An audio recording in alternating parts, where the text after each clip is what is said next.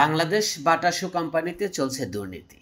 বাংলাদেশ বাটা শু কোম্পানির দুর্নীতি বাতিল করে শ্রমিকদের ন্যায্য অধিকার নিশ্চিত করার দাবিতে ঢাকা জাতীয় প্রেস ক্লাবের সামনে অনশন কর্মসূচি পালন করেন অলোকেশ চন্দ্র বর্মন।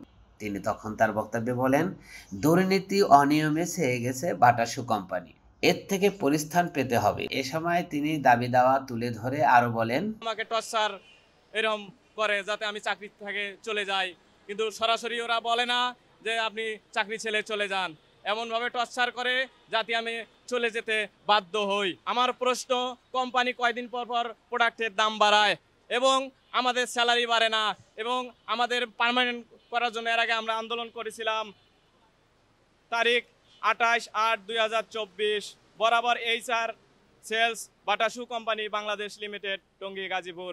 আমাদের দাবি ছিল আমাদের সকল বিক্রয় কর্মীকে কোনো প্রকার শর্ত ছাড়াই বাটার পার্মানেন্ট করতে হবে। 2 নম্বর দাবি, বর্তমান দ্রব্যমূল্যের দাম বৃদ্ধির পরিস্থিতি বিবেচনায় আমাদের বেতন 15,000 টাকা এবং বৈষম্যহীন সকল স্টোরে কমিশন 2 টাকা 75 পয়সা প্রদান করতে হবে, কিন্তু তা কোম্পানি মেনে নেয় নাই। কেন মেনে নিল না? আমার প্রশ্ন, যারা আমাদের সমন্বয়ক হয়েছিলেন, 1 নম্বরে হেলাল মিয়া, এলিফ্যান্ট রোড, 2 নম্বর উজ্জ্বল হোসেন, ফার্ম গেট, 3 নম্বর মনিরুজ্জামান হৃদয়, বসুন্ধরা সিটি, 4 নম্বর আব্দুল আল মামুন, যমুনা ফিউচার পার্ক, 5 নম্বর আব্দুল হামিদ, উত্তরা সাউথ। আপনারা যেটা পারবেন না সেটা কেন দায়িত্ব নিলেন আপনারা বলেন। আমার তো মনে হয় আপনাদের অফিসে ডাকাসলো, ডাকানির পরে আপনারা অফিস থেকে টাকা খেয়েছেন আমার মনে হচ্ছে। তাই আমি শ্রম মন্ত্রণালয়ের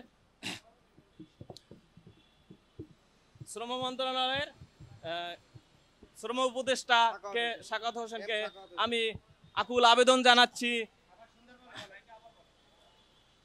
শ্রম উপদেষ্টা এম সাকাত হোসেন সাহেবকে আমি অনুরোধ জানাচ্ছি এগুলো একটু তদারকি করবেন। বাটা শু কোম্পানি আমাদের শ্রমিকদের অনেক নির্যাতন, অনেক জ্বালাতন, অনেক, যেমন 8 ঘন্টা আমাদের ডিউটি, সে জায়গাতে আমাদের 14 ঘন্টা পর্যন্ত ডিউটি করায়, কিন্তু 8 ঘন্টা ডিউটি জায়গায় 14 ঘন্টা করায়, এর বিরুদ্ধে কে অ্যাকশন নেবে বলেন? এটার দায়িত্ব শ্রম মন্ত্রণালয়ের অসংখ্য কিছু দালালরা আছে, তারা বিভিন্ন সময় আমাদের অফিসারদের সাথে আঘাত করে। আমরা তথ্য তুলে ধরবো, আমার কাছে ডকুমেন্ট আছে। আপনাদের ভুক্তভোগীর সংখ্যা কয়জন? প্রায় 1400। কতদিন ধরে এই ঝামেলাটা? এটা আপনার 2014 সাল থেকে হয়ে যাচ্ছে। আমি আছি বর্তমান সিলেট আম্বরখানা ব্রাঞ্চে। আমি সিলেট থেকে কালকে আসে এখানে অনশনে বসেছি। আমাকে অফিসে ডাকছিল, আমি অফিসে গেছি না। এর আগেও যাদেরকে ডাকিয়েছে তাদেরকে মনে করেন বিভিন্ন করে চাকরি থেকে আউট করে দিছে। আর দ্বিতীয়ত, আমাদের প্রায় 300 পার্মানেন্ট স্টাফ ছিল, এখন বর্তমানে একজনও পার্মানেন্ট নাই। একজন করে ডাকিয়ে ওদেরকে রিজেন লেটার ধরিয়ে দেওয়া হয়েছে। কেন আমি জানতে চাই শ্রম উপদেষ্টার কাছে। আচ্ছা, আপনাদের প্রথম অপরাধটা কি ছিল? আমাদের কোনো অপরাধ নাই। আমাদের এটা একটা মাল্টিন্যাশনাল কোম্পানি। এখন আমাদের পার্মানেন্ট করলে ওই চোরেরা খাইতে পারবো না।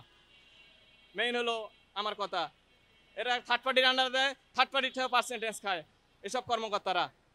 এখন আমার প্রশ্ন, এই কোম্পানি যদি বাংলাদেশে থাকতে চায়, কোম্পানির উচিত এসব দুর্নীতিবাজ কর্মকর্তাদের তাড়াতাড়ি বিদায় করে নতুন করে আবার নিয়োগ দিয়ে কর্মকর্তা নিয়োগ দেখ। আমি এটা চাই। আইনগত কোনো ব্যবস্থা নেন না এই 1400 লোকের ভিতর? এখন আইনগত অনেক ব্যবস্থা নিয়েছি, কিন্তু আমরা ব্যর্থ। কারণ আমাদের বাংলাদেশ দুর্নীতিতে ভরে গেছে, যেখানে যাই ওখানে দুর্নীতি, টাকার কাছে সবাই হেরে যায়। আমরা গরিব মানুষ, দিন মজুর, আমরা কাজ করে খাই, কিন্তু আমাদের পেটে লাথি দেয় বিভিন্ন কোম্পানি। 1400 লোক কর্মবিরতি দিয়ে আছে, আপনি একা কেন?